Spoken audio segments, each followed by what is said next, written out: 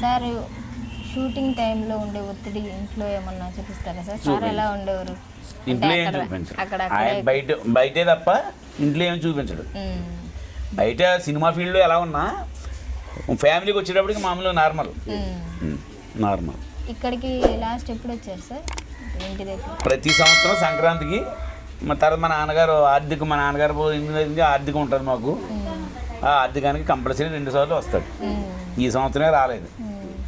ఈ సంవత్సరం అయినా జపాన్ పుష్ప 2 రిలీజ్ అవుతుంది అక్కడ, దానికోసమైనా జపాన్ వెళ్ళటం వల్ల ఇక్కడ రాలేదు. సార్ సుకుమార్ గారిది arrange marriage sir, love marriage ఎలా సార్? అరేంజ్ అండ్ లవ్ అనుకోండి, అరేంజ్ అండ్ లవ్ మా అందరి అంగీకారం మీదే.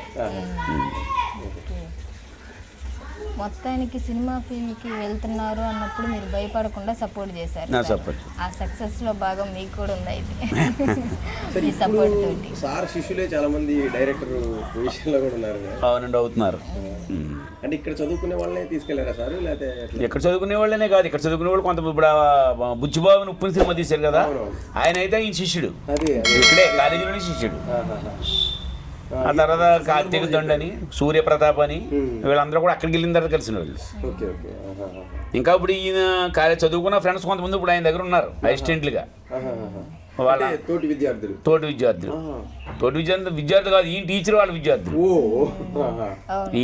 విద్యార్థులు. ఆ రకంగా వాళ్ళకు కూడా త్వరలో సుకుమార్ రైటింగ్స్ అని పెట్టిన కారణమే శిష్యులు కదా.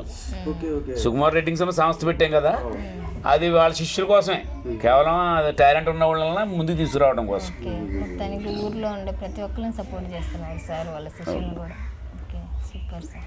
ఏం చెప్తారు సార్ సార్ గురించి లాస్ట్గా మీరు? సార్ గురించి అంటే చెప్పనగా ఉందంటే మాకు ఒక వరం, దేవుడిచ్చిన వరం మాకు. మీరు అన్నదమ్ములు ఎంతమంది సార్? అన్నదమ్ములు 4 అమ్మ. మేము అన్నదమ్ములు 4. మా 4 అయ్యాని 2 చెల్లెళ్ళు నాకు. నేనే అందరికన్నా ఫస్ట్.